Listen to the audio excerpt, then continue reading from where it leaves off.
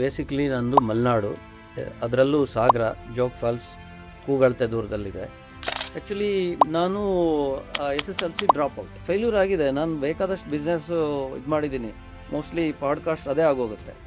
ನಾನು ದಶಾವತಾರ ಅಲ್ಲ, ಎಷ್ಟೋ ಅವತಾರ ಆಗೋಗಿದೆ. ಅದು ಏನು ಅಂತಂದರೆ ಅದೆಲ್ಲ ಲರ್ನಿಂಗ್ ಆಗಿ ತಗೊಂಡಿರೋದು. ಪ್ಲ್ಯಾನ್ ಅನ್ನೋದು 5% ಇರುತ್ತೆ, ಎಕ್ಸಿಕ್ಯೂಷನ್ ಆ್ಯಕ್ಚುಲಿ 95% ಇರುತ್ತೆ. ಆ 95%ನ್ನು ನಾವು ಕಾನ್ಸಂಟ್ರೇಟ್ ಮಾಡಬೇಕು. 5% ಅದರಲ್ಲಿ ಏನೋ ಇದಾದರೂ ನಾವು ಸ್ಟ್ರಕ್ಚರ್ ಬಿಲ್ಡ್ ಮಾಡಿ ಅದನ್ನು ಎಕ್ಸಿಕ್ಯೂಟ್ ಮಾಡ್ತೀವಲ್ಲ, ಅದರಲ್ಲಿರುತ್ತೆ. ಅದನ್ನು ಆ ಪ್ರೋಸೆಸ್ಸನ್ನು ಸೆಟ್ ಮಾಡಿ. ಮಲೆನಾಡಲ್ಲಿ ಏನೇ ಬೆಳೆದ್ರೂ ಅದು ನೀವು ಮಾರ್ಕೆಟಲ್ಲಿ ಬೇರೆ ಯಾವುದೋ ಕ್ರಾಪಿಗೆ ಕಂಪೇರ್ ಮಾಡಿದ್ರೆ ಅಥವಾ ಫುಡ್ಡಿಗೆ ಕಂಪೇರ್ ಮಾಡಿದ್ರೆ ದಿ ಬೆಸ್ಟ್ ಅಂತ ಹೇಳ್ಬೋದು. ಕಾರ್ತಿಕ್ ಈಗ ನಮ್ಮ ತಮಿಳಿ ಮನೆ ಪಾರ್ಟ್ನರು ಪರಿಚಯ ಆದರು.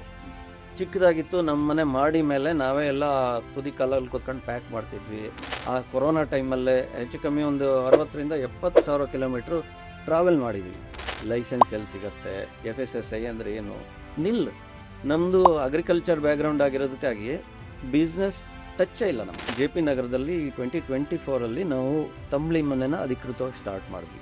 ಸೊ ನಮಗೆ ಚಾಲೆಂಜಸ್ ಏನಿತ್ತು ಅಂತಂದರೆ, ಅವಾಗ ತಮಿಳಿ ಅಂದರೆ ಯಾರಿಗೂ ಗೊತ್ತಿಲ್ಲ. ಕರೆಕ್ಟ್ ಅಲ್ವಾ? ಕರೆಕ್ಟ್. ಸೊ ಜನಕ್ಕೆ ಹೆಂಗೆ ಅದನ್ನು ತಲುಪಿಸೋದು? ತಂಬಳಿ ಅಂದರೆ ಅರ್ಥ ಎಲ್ಲ ಗೊತ್ತಿರೋದಕ್ಕಿಂತ ಮುಂಚೆ ಅವನಿಗೆ ತಂಬಳಿ ಹೇಳೋಕ್ಕೆ ಬರಲ್ಲ ಅಂತ ಎಂಪ್ಲಾಯ್ ಇಟ್ಕೊಂಡು ನಾವು ವರ್ಕ್ ಮಾಡಿದ್ವಿ. ಗೋಲ್ ಇಟ್ಕೊಂಡಿದ್ವಿ, ಖಂಡಿತ ಹಾಗೇ ಆಗುತ್ತೆ ಅಂತ. ಯಾಕೆಂತಂದರೆ ಇಷ್ಟು ಕ್ಲೀನ್ ಫುಡ್ಡು ಅಥವಾ ಇಷ್ಟು ಹೆಲ್ತಿ ಎಲ್ಲೂ ಇಲ್ಲ, ತಂಬಳಿ ಅಂತ ಹೆಲ್ದಿ. ಮತ್ತು RR ನಗರ ಸ್ಟಾರ್ಟ್ ಮಾಡಿದ್ವಿ. ಅಲ್ಲಿ BDA ಕಾಂಪ್ಲೆಕ್ಸಲ್ಲಿ ನೆಕ್ಸ್ಟ್ ಲೆವೆಲ್ ಜನ ಇದನ್ನು ಅಕ್ಸೆಪ್ಟ್ ಮಾಡಿದ್ವಿ. 3+ ವೆರೈಟೀಸ್ ಇದೆ ನಮ್ಮಲ್ಲಿ. ಎವ್ರಿ ಡೇ ಒಂದು 6 to 10 ವೆರೈಟೀಸ್ ತಂಬ್ಳಿನ ಮಾಡ್ತೀವಿ. ಅಂದರೆ ಅವೈಲಬಲ್ ಯಾವುದ್ಯಾವುದಿದೆ, ಸೀಸನ್ ವೈಸ್ ಇರುತ್ತೆ. ಆ್ಯಕ್ಚುಲಿ ಡ್ರಿಂಕ್ಸ್ ಮಾಡಿದವರಿಗೆ ನೆಕ್ಸ್ಟ್ ಡೇ ಬೆಟರ್ ರೆಮಿಡಿ.